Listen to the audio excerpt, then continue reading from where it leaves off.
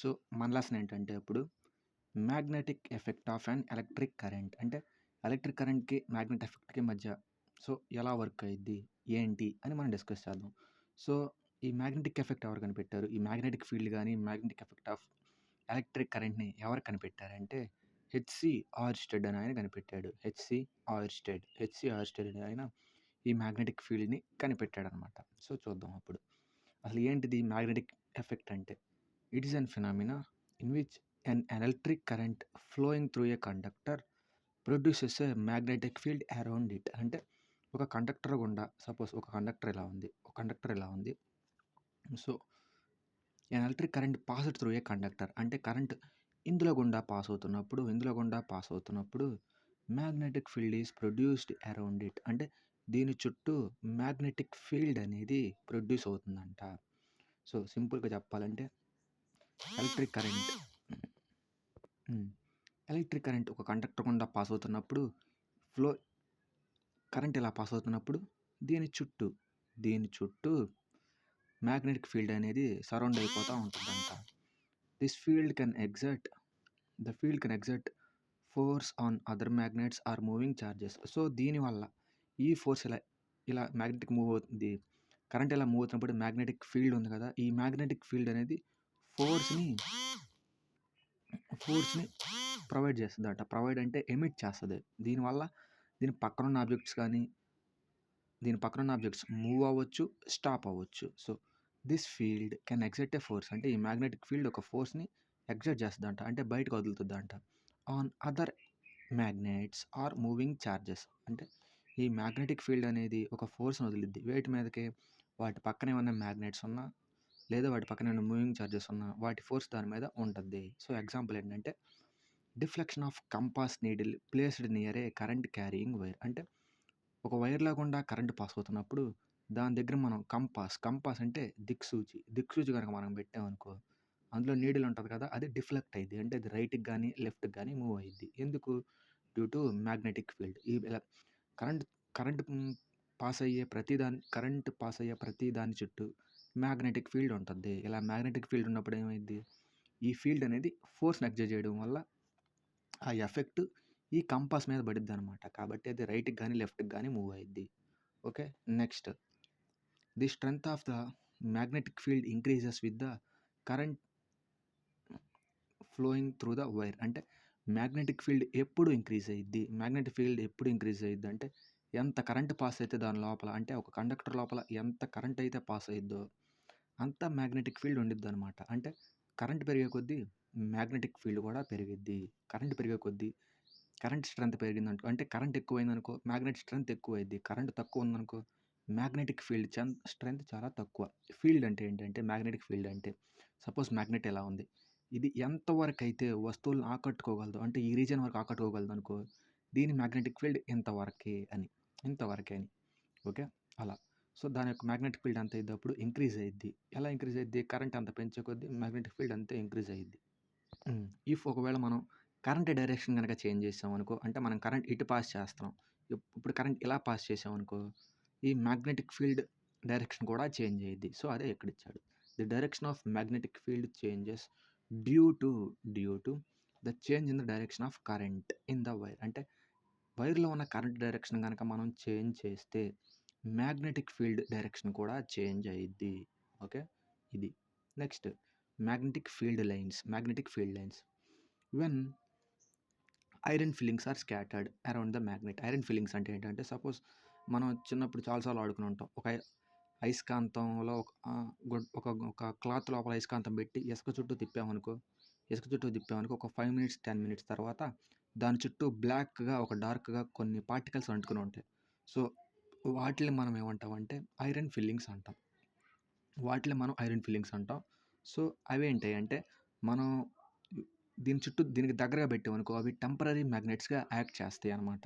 So these fillings are dense at poles. అంటే ఈ fillings అనేవి ఎక్కడ స్ట్రాంగ్ ఉంటాయి అంటే పోల్స్ దగ్గర చాలా గుబురుగా ఉంటాయి. మనం చాలాసార్లు పీకుతాం కానీ అవి రావు. అంటే మిడిల్లో చాలా ఈజీగా వచ్చేస్తాయి యాజ్ కంపేర్డ్ టు కార్నర్స్. ఇప్పుడు మనం అబ్జర్వ్ చేస్తే కార్నర్స్లోవి చాలా రావు. మనం ఎంత గట్టిగా రాగినా రావు, అంటే చాలా టైం పడుతుంది. యాజ్ యూజువల్‌గా మిడిల్ అయితే చాలా సింపుల్‌గా వచ్చేస్తాయి.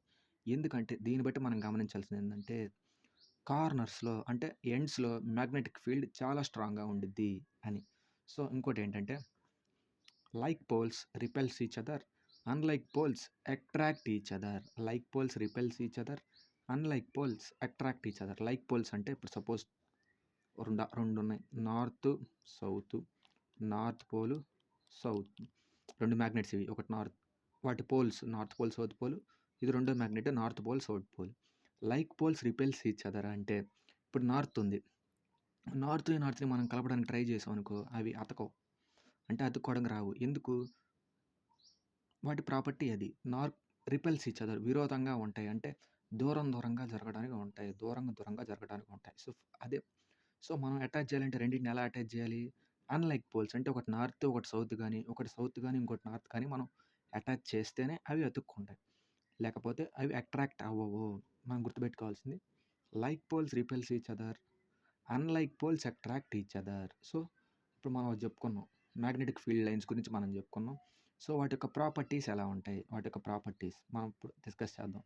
There always go from north to south. అంటే మ్యాగ్నెటిక్ లైన్ తీసుకుంటే దీంట్లో ఉన్న మ్యాగ్నెటిక్ లైన్స్ బయట బయట మనకు కనపడేటప్పుడు నార్త్ నుంచి సౌత్‌కి మూవ్ అవుతాయి. అంటే outside the magnetic lines moves from north to north to south.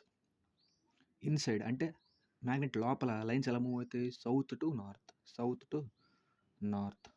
Closure the lines stronger the magnetic field. అంటే లైన్‌లు ఇలా మూవ్ అవుతాయి కదా! ఇలా ఎన్నైతే లైన్‌లు ఎంత దగ్గరగా ఉంటే ఇలా లైన్‌లు ఎంత దగ్గరగా ఉంటే మ్యాగ్నెట్‌కి అంత మ్యాగ్నెటిక్ ఫీల్డ్ ఉన్నట్టు. అంత స్ట్రాంగ్ మ్యాగ్నెటిక్ ఫీల్డ్ ఉన్నట్టు.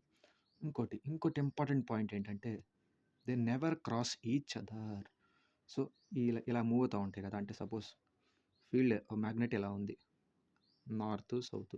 ఒకటేమో ఇలా వచ్చింది. మళ్ళీ ఇంకోటి ఇలా వచ్చింది. ఇంకోటి ఇలా వచ్చింది. ఇలా మూవ్ అవుతానే ఉంటాయి తప్ప ఇలా క్రాస్‌గా కలవవు. ఒకదానితో ఒకటి కలవవు. అసలు టచ్ కూడా అవ్వవు ఒకటి దగ్గర. ఎందుకంటే if they cross each other there will be 2 directional field. అంటే అవి క్రాస్ అయినాయి అనుకో మనకి 2 డైరెక్షనల్ ఫీల్డ్. అంటే ఒకటి అట్లా నార్త్ నుంచి సౌత్‌కి ఓన్లీ నార్త్ నుంచి సౌత్‌కే వెళ్తున్నాయి బయట. ఇఫ్ అవి క్రాస్ అయినాయి అనుకో దాని అర్థం ఏంటి? సౌత్ నుంచి నార్త్‌కి కూడా వెళ్తున్నట్టు. అంటే 2 డైరెక్షనల్ ఫీల్డ్ అక్కడ ఉన్నట్టు. కానీ మనకుంది ఒకే ఒక డైరెక్షనల్ ఫీల్డ్‌గా అంటే నార్త్ నుంచి సౌత్‌కి మాత్రమే వెళ్ళాలి కదా! Out side. కాబట్టి అవి నార్త్ నుంచి సౌత్‌కి మాత్రమే వెళ్తాయి. కాబట్టి క్రాస్ అవ్వదు. క్రాస్ అయితే ఏంది 2 డైరెక్షనల్ ఫీల్డ్ ఉన్నట్టు. అది ఇంపాసిబుల్ అసలు. అది ఇంపాసిబుల్. సో, ఇవి దేనికి ఉపయోగపడతాయి అంటే they show the direction and strength of the magnetic field. So, magnetic field ఎక్కువ ఉండే దాని అర్థం ఏంటది? మ్యాగ్నెటిక్ లైన్స్ ఎక్కువ ఉన్నాయి. స్ట్రాంగ్‌గా ఉన్నాయని దాని అర్థం. ఇప్పుడు ఈ కాన్సెప్ట్ చూద్దాం. Magnetic field due to straight current carrying conductor. అంటే ఒక కరెంట్ క్యారింగ్ కండక్టర్ ఉందంట. అది స్ట్రెయిట్‌గా ఉందంట. ఇలా ఉందంట. సో, దీని మీద మ్యాగ్నెటిక్ ఫీల్డ్ ఎలా ఉంటది? దీని మీద మ్యాగ్నెటిక్ ఫీల్డ్ ఎలా ఉండిద్దో చూద్దాం. It consist of concentric circles centered on the wire. Suppose wire ఇలా ఉందనుకో, ఈ వైర్‌కి సెంటర్‌లో ఇలా ఉంటుందంట మ్యాగ్నెటిక్ ఫీల్డ్. ఓకే. ఇలా ఉంటదంట. ఈ సెంటర్ నుంచి కాన్సంట్రానిక్ రింగ్ సర్కిల్‌లో ఈ షేప్‌లో ఈ మ్యాగ్నెటిక్ ఫీల్డ్ అనేది ఉంటదంట.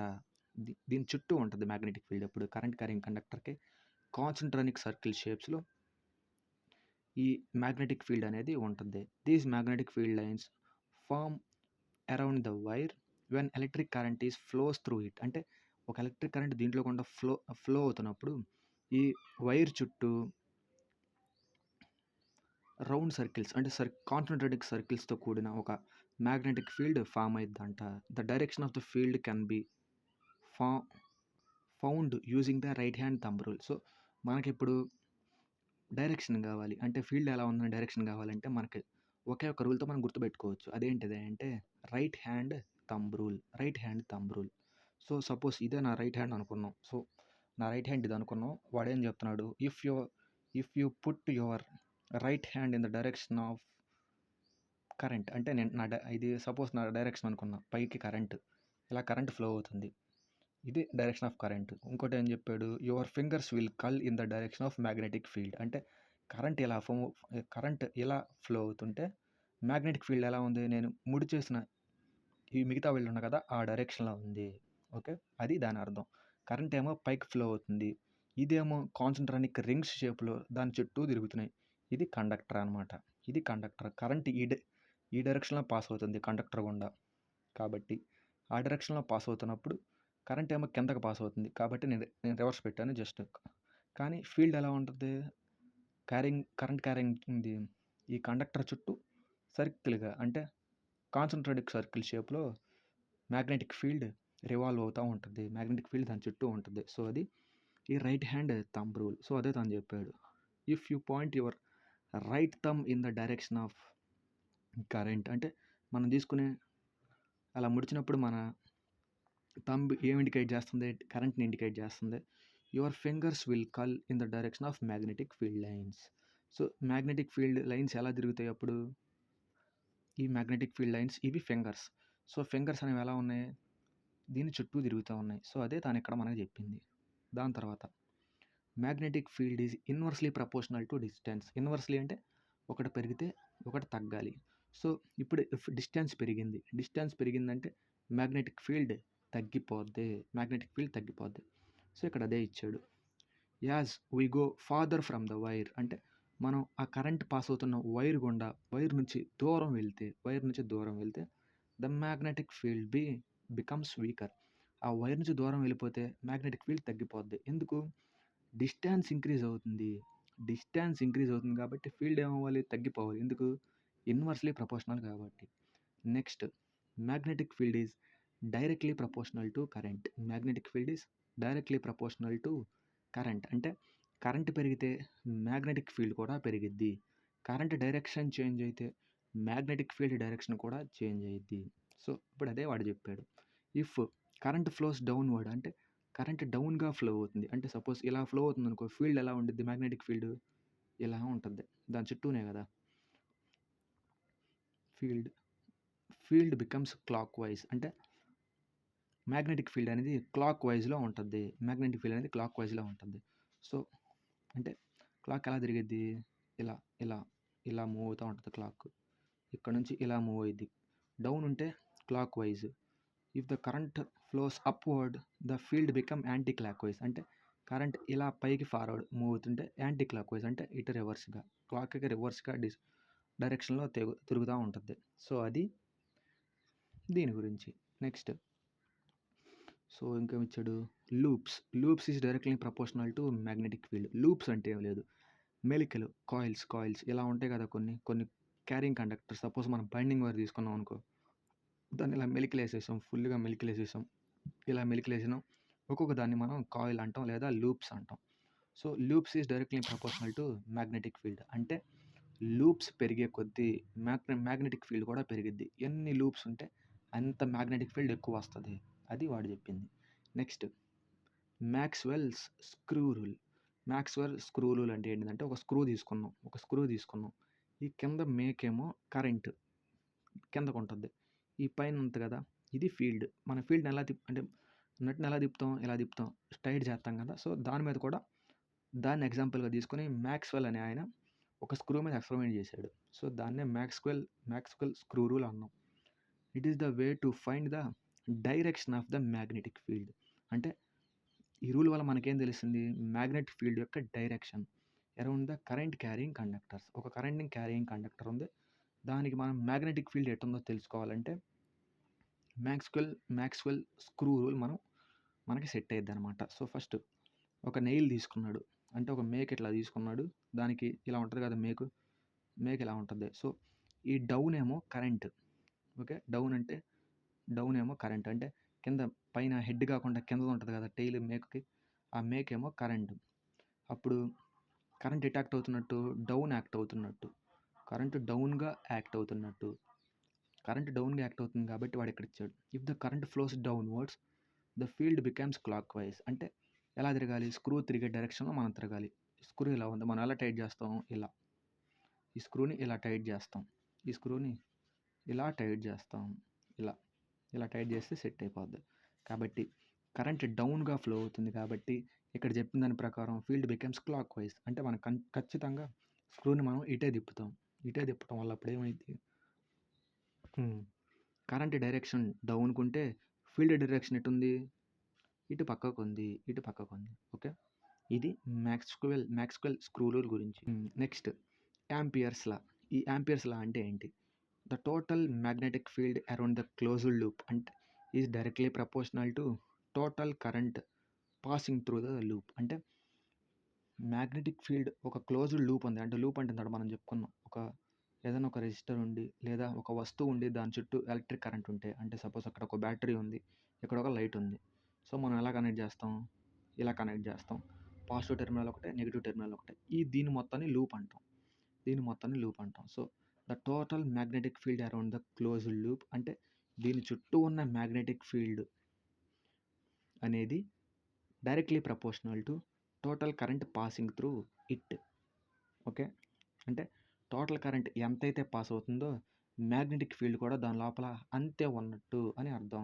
టోటల్ కరెంట్ కనుక పెరిగిందనుకో మ్యాగ్నెటిక్ ఫీల్డ్ కూడా పెరిగిద్ది. దీనికి ఒక ఫార్ములా ఉంటుంది, అది ఇంపార్టెంట్ ఏం కాదు. BDL equal to mu naught I. ఇది అంత ఇంపార్టెంటే కాదు. సో ఐ అంటే కరెంటు, బి అంటే magnetic field. Magnetic field denoted by B. ఇప్పుడు ఇది చూద్దాం. Magnetic field current due to a current carrying solenoid. అసలు ఈ సోలినాయిడ్ అంటే ఏంటంటే ఒక ఆబ్జెక్ట్ ఒక కండక్టర్ చుట్టూ నంబర్ ఆఫ్ కాయిల్స్, ఒక వైర్ తీసుకుని, అంటే ఒక కాపర్ వైర్ కానీ ఏదైనా తీసుకుని నంబర్ ఆఫ్ వైర్స్తో దాని చుట్టి పడేస్తే దాన్నే మనం సాలినాయిడ్ అంటాం. సో ఇప్పుడు చూద్దాం ఈ సాలినాయిడ్ గురించి. The magnetic field inside the solenoid is uniform and the strongest at centre. అంటే ఒక సాలినాయిడ్ కనుక మనం తీసుకుంటే దాని లోపల అంటే inside the solenoid electric field అనేది యూనిఫామ్గా ఉంటుంది. యూనిఫామ్గా అంటే సేమ్గా ఉంటుంది, కానీ సెంటర్ దగ్గర చాలా స్ట్రాంగ్గా ఉంటుంది. For a long ideal solenoid అంటే ఒక లాంగ్ సాలినాయిడ్కి ఐడియల్ సాలినాయిడ్ అంటే ఏంటంటే దాని wear the length is greater than the radius. అంటే మన సాలినాయిడ్ ఇలా తీసుకున్నాం అనుకో, లెంత్ అనేది రేడియస్ కంటే, ఇదేమో సర్కిల్ కదా, సర్కిల్కి రేడియస్ ఉంటుంది కదా, ఇదేమో లెంత్. ఒక సిలిండర్ అనుకున్నాం అనుకో, ఇదేమో లెంత్, ఇదేమో రేడియస్ కదా. సో అలా దేనికైతే లెంత్ రేడియస్ కంటే ఎక్కువ ఉంటుందో దాన్ని మనం ఐడియల్ సాలినాయిడ్ అంటాం. సో ఐడియల్ సాలినాయిడ్కి అవుట్ సైడ్, సో మ్యాగ్నెటిక్ ఫీల్డ్కి సాలినాయిడ్కి అవుట్ సైడ్ మ్యాగ్నెటిక్ ఫీల్డ్ 0 ఉండిపోద్ది. ఇన్సైడ్ ఏమో యూనిఫామ్గా ఉంటుంది, సెంటర్ దగ్గర స్ట్రాంగ్గా ఉంటుంది. అదే అవుట్ సైడ్ అయితే 0. It behaves like a magnet when current flows through it because it creates a magnetic field that resembles that of a bar magnet. ఇది ఎప్పుడు మ్యాగ్నెట్గా పనిచేస్తుంది అంటే కరెంట్ అనేది ఇందులో గుండా పాస్ అయినప్పుడు ఇది మ్యాగ్నెట్గా బిహేవ్ చేస్తుంది. ఎందుకు? ఈ కాయిల్స్ ఉన్నాయి కదా, ఇందాక మనం చెప్పుకున్నాం, ఎన్ని కాయిల్స్ ఎక్కువ ఉంటే అంత మ్యాగ్నెటిక్ ఫీల్డ్ ప్రొడ్యూస్ అయ్యింది.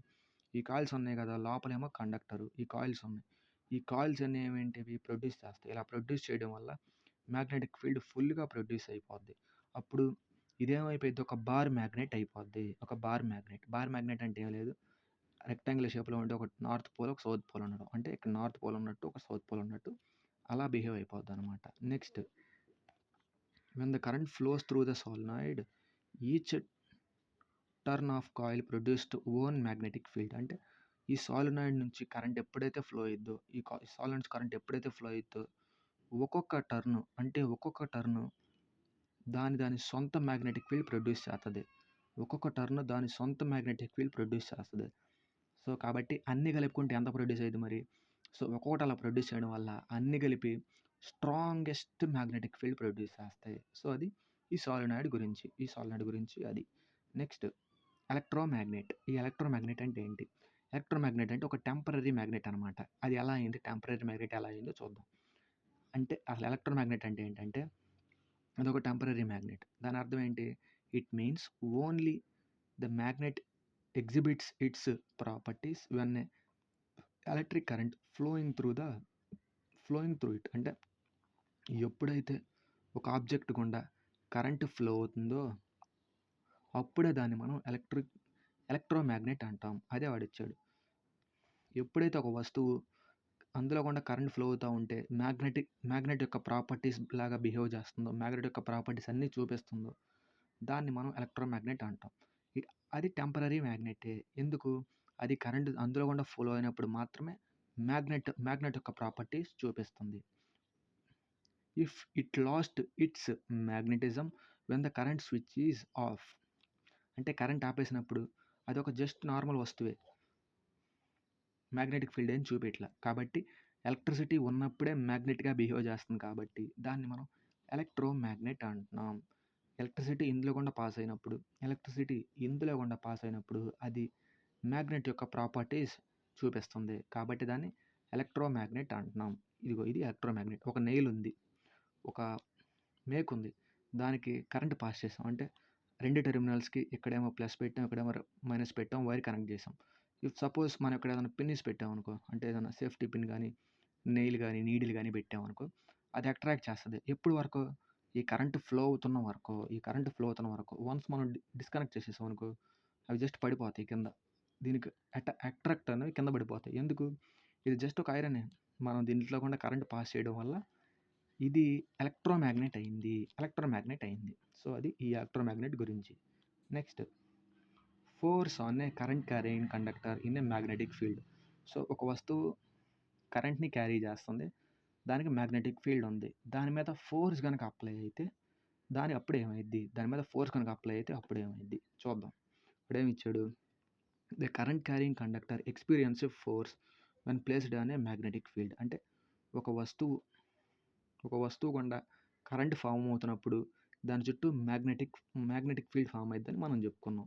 సో దీని మీద కూడా మనం ఫోర్స్ అప్లై చేస్తే ఫోర్స్ అప్లై అయ్యిద్దంట. సో అదే ఫస్ట్ పాయింట్ గురించి. నెక్స్ట్, దిస్ ఈజ్ ఓకే, ఎందుకు ఇలా ఫామ్ అయింది? ఎందుకు ఫామ్ అయిందంటే కరెంట్ ఎలా అప్లై అయింది, ఫోర్స్ ఎలా అప్లై అయింది అంటే this is caused by interaction between the magnetic field generated by current in the conductor. అంటే ఒక ఎలక్ట్రిసిటీ గుండా, అంటే ఒక కండక్టర్ గుండా ఎలక్ట్రిసిటీ పాస్ అవుతున్నప్పుడు దాని యొక్క ఎలక్ట్రిక్ ఫీల్డ్ మరియు ద ఎక్స్టర్నల్ మ్యాగ్నెటిక్ ఫీల్డ్, దీని బయట ఉన్న మ్యాగ్నెటిక్ ఫీల్డ్ రెండు ఇంటరాక్ట్ అవ్వడం వల్ల ఈ ఫోర్స్ అనేది అప్లై అయిందంట. అంటే సపోజ్ ఎలక్ట్రిసిటీ ఇలా ఉంది, ఒక కండక్టర్ ఇలా ఉంది, దీంట్లో కూడా ఎలక్ట్రిసిటీ పాస్ అయింది. ఇలా పాస్ అయినప్పుడు దీనికి ఎలక్ట్రిక్ ఫీల్డ్ పాస్ అయ్యింది కదా, అంటే ఎలక్ట్రిసిటీకి ఎలక్ట్రిక్ ఫీల్డ్ ఉంటుంది. ఇలా పాస్ అవుతున్నప్పుడు మ్యాగ్నెటిక్ ఫీల్డ్ ఫామ్ అయిపోద్ది. ఈ మ్యాగ్నెటిక్ ఫీల్డ్కి ఎలక్ట్రిక్ ఫీల్డ్ ఇంటరాక్ట్ అయినప్పుడు ఆ ఫోర్స్ అనేది కాజ్ అయిద్దంట, అంటే అప్లై అయిపోయిద్దంట. సో వాడేమి ఇచ్చాడు? ఆ force equal to ILB sine theta. I అంటే కరెంటు, బి అంటే మ్యాగ్నెటిక్ ఫీల్డ్, ఎఫ్ అంటే ఫోర్స్, ఎల్ అంటే length of the wire, length of the conductor. ఈ sine theta F equal to ILB sine theta. Important, F equal to ILB sine theta. ఒకవేళ theta ఎప్పుడు maximum ఉంటుంది అంటే theta ఎప్పుడు maximum అంటే ఈ ఫోర్స్ ఎప్పుడు మ్యాక్సిమం ఉంటుంది అంటే థీటా వాల్యూ 90 ఉన్నప్పుడు. ఎందుకు సైన్ 90 మ్యాక్సిమం? సైన్లో మ్యాక్సిమం ఎక్కడ వస్తుంది? 90 దగ్గరే వస్తుంది. సైన్ 91. ఓకే, అంటే ఫోర్స్ అనేది పర్పెండిక్యులర్ అంటే 90 డిగ్రీస్ కదా మనకు తెలిసింది. ఫోర్స్ అనేది పర్పెండిక్యులర్గా మ్యాగ్నెటిక్ ఫీల్డ్ మీద ఈ కరెంట్ క్యారింగ్ కండక్టర్ మీద పడినప్పుడు, అంటే అప్లై అవ్వబడినప్పుడు ఈ ఫోర్స్ అనేది ఇక్కడ మ్యాక్సిమం ఉంటుంది. అదే ఆపోజిట్ డైరెక్షన్లో యాక్ట్ అయిందనుకో, అంటే ఫ్లో ఇలా ఉంది, అంటే కరెంట్ ఫ్లో ఇలా ఉంది, మనం ఇలా అప్లై చేసామనుకో ఫోర్స్, అప్పుడేమవుతుంది? ఆపోజిట్ డైరెక్షన్ అవుతుంది. ఆపోజిట్ డైరెక్షన్ అంటే యాంగిల్ ఎంత? 90 డిగ్రీస్. ఆపోజిట్ డైరెక్షన్ అంటే యాంగిల్ 90 డిగ్రీస్. ఇలా 90 డిగ్రీస్ ఉన్నప్పుడు ఏమవుద్ది? 0 అయిపోద్ది. ఎందుకు? సైన్ 180 వాల్యూ 0 కాబట్టి. దాని తర్వాత సైన్ 0 అయినా, అసలు థీటా ఏం అప్లై చేయకపోయినా, ఫోర్స్ అప్లై ఏం చేయకపోయినా అది మినిమంగానే ఉంటుంది. సో ఇది మనకు చెప్పింది ఈ force on a current carrying conductor. ఇది చూద్దాం. Fleming's left hand rule. It states that if you extend your thumb, index finger, middle finger at right angles, so మన అదేంటిది, ఫ్లేమింగ్ అనేవాడు ఒక లెఫ్ట్ హ్యాండ్ రూల్ కనిపెట్టాడంట. అదేంటి? సపోజ్ మన left hand తీసుకున్నాం, ఇది నా లెఫ్ట్ హ్యాండ్. సో అప్పుడు మనం ఏమైంది? If you extend your thumb, your index finger, your middle finger at the right angles. So అంటే వీటన్నిటి మధ్య యాంగిల్ 90 ఉండాలి. సో ఇక్కడ 90 ఉంది, ఇక్కడ 90 ఉంది కాబట్టి. సో ఇవేం చెప్తున్నాడు? Thumb points in the direction of force. ఈ థంబ్ అనేది, సో ఇలా చూడాలి మనం, ఈ థంబ్ అనేది ఎలా ఉందంట? డైరెక్షన్ ఆఫ్ ఫోర్స్ అంటే ఫోర్స్ అనేది ఈ డైరెక్షన్‌లో అప్లై అవుతుందంట. అంటే పైనుంచి ఫోర్స్ అప్లై అవుతుంది. Index finger is the magnetic field. ఈ ఈ ఫీల్డ్ ఏమి ఇండికేట్ చేస్తుంది? అంటే ఈ ఇండెక్స్ ఫింగర్ మ్యాగ్నెటిక్ ఫీల్డ్ ఈ డైరెక్షన్‌లో ఉందని ఇండికేట్ చేస్తుంది. ఇంకా మిగిలింది మిడిల్ ఫింగర్. ఈ మిడిల్ ఫింగర్ ఏమో కరెంట్ ఆ డైరెక్షన్‌లో ఉందని ఇండికేట్ చేస్తుంది. So, simple. Fleming's left hand rule ఏంటంటే దేని గురించి చెప్పుద్దంటే డైరెక్షన్. ఈ డైరెక్షన్ దేని గురించి? ఈ డైరెక్షన్ ఎటుంది? అసలు కరెంట్ డైరెక్షన్ ఎటుంది? కరెంట్ డైరెక్షన్ ఎటుందని చెప్పేదే ఇది. సో, ఈ పైదేమో ఫోర్స్ ఎటు అప్లై అవుతుందో చెప్తుంది. అంటే ఫోర్స్ ఎటు అప్లై అవుతుంది? పైకి అప్లై అవుతుంది. కాబట్టి హ్మ్. ఇండెక్స్ ఫింగర్ ఏం చెప్తుంది? మ్యాగ్నెటిక్ ఫీల్డ్ ఇటువైపు ఉంది అని చెప్తుంది ఇండెక్స్ ఫింగర్. ఈ మిడిల్ ఫింగర్ అంటే ఈ మధ్య వేలు ఏం చెప్తుంది? కరెంట్ ఇటువైపు ఫ్లో అవుతుంది. కరెంట్ ఆ స్ట్రెయిట్‌లో ఫ్లో అవుతుందని చెప్తుంది. సో, దీనివల్ల మనం ఏం చెప్పొచ్చు అంటే ఈ లెఫ్ట్ హ్యాండ్ రూల్ వల్ల మనం ఏం కనిపెట్టొచ్చు అంటే డైరెక్షన్ ఆఫ్ ఫోర్స్ ఎటువైపు ఉందో మనం కనిపెట్టొచ్చు. ఫోర్స్ ఎటువైపు ఉంది ఇక్కడ? థంబ్ ఫింగర్ ఎటు పాయింట్ అయ్యి ఉందో ఫోర్స్ అటు ఉందని అర్థం. ఎగ్జాంపుల్ ఎలక్ట్రిక్ మోటార్ ఎనర్జీ ఎలా కన్వర్ట్ చేస్తుంది? మెకానికల్ ఎనర్జీని ఎలక్ట్రికల్ ఎనర్జీగా కన్వర్ట్ చేస్తుంది. ఎనర్జీగా కన్వర్ట్ చేస్తుంది. ఇప్పుడు Fleming's right hand rule same అంతే పెట్టుకోవాలి. Use to determine the induced current in A generator. అంటే ఈ కరెంట్ అనేది ఏ డైరెక్షన్‌లో ఉందో మనకు అది ఇండికేట్ చేస్తుంది. ఫస్ట్ సేమ్‌గా అలా పెట్టుకుంటే థంబ్ ఏమో సేమ్ ఇందాకలాగే డైరెక్షన్ లేదా ఫోర్స్‌ని చెప్పిద్దంట. ఇండెక్స్ ఫింగర్ ఏమో ఈసారి రివర్స్. ఇండెక్స్ ఫింగర్ ఏం చెప్పింది మనకి? సారీ రివర్స్ ఏం కాదు. ఇండెక్స్ ఫింగర్ ఏం చెప్పింది మనకి? మ్యాగ్నెటిక్ ఫీల్డ్ గురించి చెప్పింది. ఇండెక్స్ ఏమో మ్యాగ్నెటిక్ ఫీల్డ్ గురించి చెప్పింది. అదే మిడిల్ ఫింగర్ ఏమో ఇండ్యూస్డ్ కరెంట్ గురించి చెప్పింది. So, okay. దీనికి అప్లికేషన్ ఏంటిది? ఈ Fleming's right hand rule application ఏమో రైట్ హ్యాండ్‌కేమో జనరేటర్, లెఫ్ట్ హ్యాండ్‌కేమో మోటారు. ఇప్పుడు నెక్స్ట్‌ది ఏంటిది? ఎలక్ట్రోమాగ్నెటిక్ ఇండక్షన్ అంటే ఏంటి? It is a phenomena in which current is produced because of voltage production due to change in the magnetic field. So, దీని అర్థం ఏంది? So, electromagnetic induction అంటే ఏంటంటే మ్యాగ్నెటిక్ ఫీల్డ్‌లో చేంజ్ రావడం వల్ల వోల్టేజ్ ప్రొడ్యూస్ అయ్యి కరెంట్ కూడా ప్రొడ్యూస్ అవుతుందంట. Okay. It is a phenomena in which current is produced because of voltage production due to change in magnetic field. So, magnetic ఫీల్డ్‌లో change రావడం వల్ల ఈ వోల్టేజ్ అనేది ప్రొడ్యూస్ అయ్యి దాని ద్వారా ఈ కరెంట్ కూడా ప్రొడ్యూస్ అవుతుందంట. సో, దాన్నే మనం ఎలక్ట్రోమాగ్నెటిక్ ఇండక్షన్ అంటున్నాం. This happens when a conductor is placed in a moving magnetic field. అంటే ఇదెప్పుడు ఫామ్ అయ్యిద్ది? ఇదెప్పుడు మనకు కనిపించిద్ది? ఇదెప్పుడు మనం గుర్తించగలుగుతాం అంటే ఒక కండక్టర్‌ని is placed in a moving magnetic field. అంటే ఒక కదులుతున్న మ్యాగ్నెటిక్ ఫీల్డ్‌లో గనక మనం ఒక కండక్టర్‌ని పెట్టినా లేదా when a conductor is placed in a constantly moving in a stationary magnetic field. అంటే 2 కేసులు. కదులుతున్న మ్యాగ్నెటిక్ ఫీల్డ్‌లో ఒక కండక్టర్‌ని పెట్టినా లేదా కదులుతున్న కండక్టర్‌ని ఒక మ్యాగ్నెటిక్ ఫీల్డ్‌లో అంటే అంతే ఉన్న మ్యాగ్నెటిక్ ఫీల్డ్‌లో పెట్టినా మనం ఈ ఫెనామినాని అబ్జర్వ్ చేయొచ్చు. ఈ ఫెనామినా ఏంటిది? మ్యాగ్నెటిక్ ఫీల్డ్‌లో చేంజ్ రావటం వల్ల వోల్టేజ్ ప్రొడ్యూస్ అయ్యి దాని ద్వారా కరెంట్ కూడా ప్రొడ్యూస్ అయ్యిద్ది. సో, ఇదెప్పుడు జరిగిద్ది అంటే మనం ఎప్పుడు దీన్ని గుర్తించొచ్చు అంటే 2 కేసుల్లో మనం గుర్తించొచ్చు. ఒకటి మనం కదులుతున్న మ్యాగ్నెటిక్ ఫీల్డ్‌లో అంటే మూవ్ అవుతున్న మ్యాగ్నెటిక్ ఫీల్డ్‌లో కండక్టర్‌ని ఉంచిన లేదా ఒక కదులుతున్న కండక్టర్‌ని అంతే కదలని మ్యాగ్నెటిక్ ఫీల్డ్‌లో ఉంచిన మనం దీన్ని అబ్జర్వ్ చేయొచ్చు. ఈటిలో ఇంపార్టెంట్ బిట్ ఇప్పుడు ఇది. It is discovered by Michael Faraday who discovered the electromagnetic induction అంటాడు. చాలా సార్లు అడిగిన question. Michael Faraday who discovered electromagnetic induction? Michael Faraday. Next short circuit. ఈ షార్ట్ సర్క్యూట్ అంటే ఏంటి? In electronics it is caused due to breaking of insulation of wires forming the contact between live wire and neutral wire. అసలు ఇది ఎందుకు happen అయ్యి ఇది ఎందుకు జరిగిద్ది, ఎలా వర్కౌట్ అయ్యిద్ది, అసలు ఇది ఎలా జరిగిద్ది అంటే లైవ్ వైరు న్యూట్రల్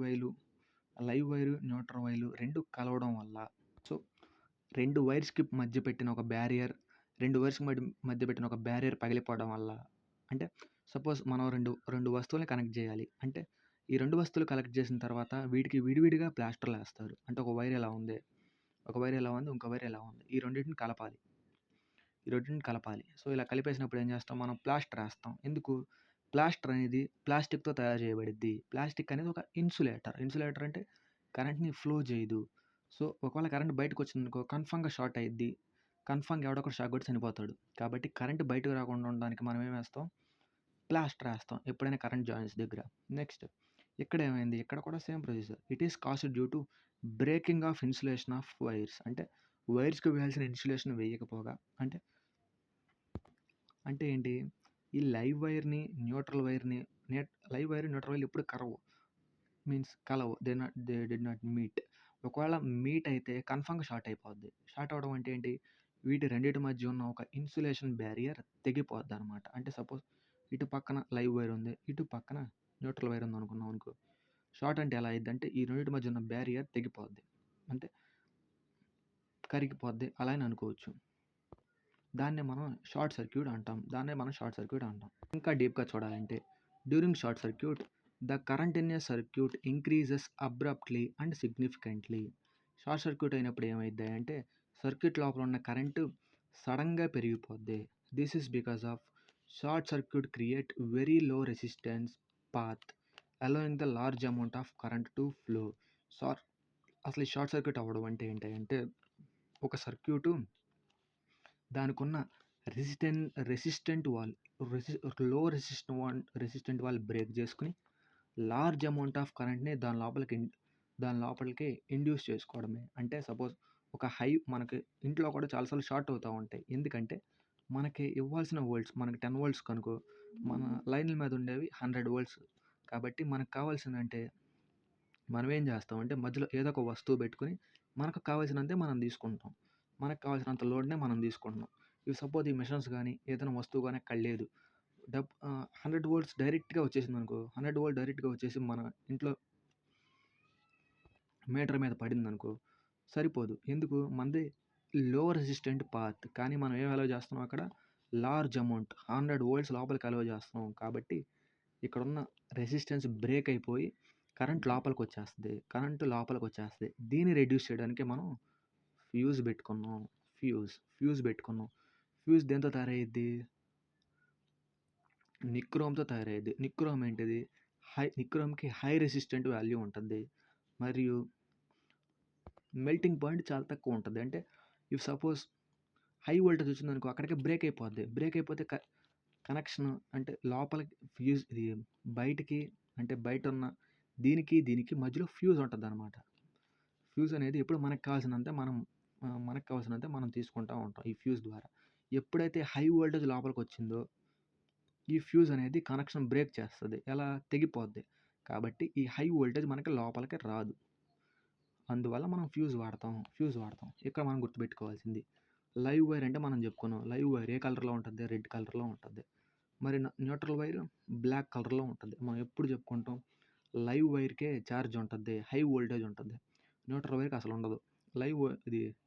లైవ్ వైర్కి ఎంత ఉంటుంది, 220 వోల్ట్స్ లేదా 50 హెర్ట్జ్. న్యూట్రల్ వైర్కి అసలు 0. ఇప్పుడు మనకు రెండు తెలియాలి, డీసీ అంటే ఏంటి, ఏసీ అంటే ఏంటి. డీసీ అంటే డైరెక్ట్ కరెంట్, మనకి లైన్ల మీద ఉంటుంది, పైన కరెంట్ స్తంభాల మీద పై లైన్ డీసీ, డైరెక్ట్ కరెంట్, అది అసలు చేంజ్ అవ్వదు. Current flows from only one direction, అంటే ఓన్లీ ఒకే ఒక డైరెక్షన్లో కన్సిస్టెంట్గా ఫ్లో అవుతూ ఉంటుంది. దాన్ని మనం ఏమంటాం, డైరెక్ట్ కరెంట్. మరి ఇంకోటి ఉంది ఏసీ, ఆల్టర్నేటివ్ కరెంట్. ఆల్టర్నేట్ అంటే ఏంటి, చేంజ్ కదా, alternative current. So alternative current అంటే ఏంటి, ఆల్టర్నేటివ్ కరెంట్ అంటే a current changes its direction for every 1/10 of seconds. So 1/10 of second అంటే సెకండ్లో ప్రతి 100వ భాగానికి, అంటే సెకన్‌లో ప్రతి 100వ భాగానికి దాని డైరెక్షన్ చేంజ్ చేసేసుకుంటది. అంటే సింపుల్‌గా చెప్పాలంటే ఇదేమో చేంజ్ అవ్వదు. ఓన్లీ వన్ డైరెక్షన్‌లోనే ఎళ్తా ఉంటది. ఇదేమో ప్రతి డైరెక్షన్ మారుతా ఉంటది. అంటే కన్సిస్టెంట్‌గా ఒకే డైరెక్షన్‌లో ఎళ్ళదు. సో, ఇప్పుడు మనం జెప్పాల్సింది. ఇప్పుడు మనం ఏం జెప్పుకోవాలంటే ఈ 2 బుల్లెట్ క్వెషన్స్ చాలా సార్లు అడిగాడు. ఏదైనా డివైస్ ఆల్టర్‌నేట్ కరెంట్‌ని డీసీ కరెంట్‌లో మారిస్తే ఆ డివైస్‌ని ఏమంటారు? ఒక డివైసు ఏసీ కరెంట్‌ని అంటే ఆల్టర్‌నేటివ్ కరెంట్‌ని డీసీలోకి మార్చాలి. ఆ డివైస్‌ని ఏమంటారంటే రెక్టిఫైయర్ అంటారు. రెక్టిఫైయర్. ఇప్పుడు దానికి రివర్స్. సో, ఒక ఏదైతే డివైస్ డీసీ కరెంట్‌ని ఏసీగా మార్చిద్దో, డైరెక్ట్ కరెంట్‌ని ఆల్టర్‌నేట్ కరెంట్‌గా మార్చిద్దో దాన్ని మనం ఇన్వర్టర్ అంటాం. ఇన్వర్టర్‌లు అందుకే మనం పనిచేస్తాయి. ఇన్వర్టర్‌లకి మన కనెక్షన్ ఎప్పుడు మెయిన్ లైన్ మీద ఏసేస్తారు. ఆ మెయిన్ లైన్‌లో వచ్చింది ఇన్వర్టర్ స్టోర్ చేసుకుంటది. మనకు కరెంట్ పోయినప్పుడు కరెంట్ ఇస్తది. కరెంట్ పోయినప్పుడు మనకి ఇంట్లో కరెంట్ వచ్చిద్ది. సో, అదేం చేస్తదంటే డీసీని ఏసీ కరెంట్‌గా కన్వర్ట్ చేసేస్తది ఇన్వర్టర్. దీనికి రివర్స్. ఇప్పుడు ఏసీని డీసీగా ఏం మారుస్తుందంటే రెక్టిఫైయర్. సో, దీంతో మనకి ఈ లెసన్ కంప్లీట్ అయిపోయింది. Okay then bye.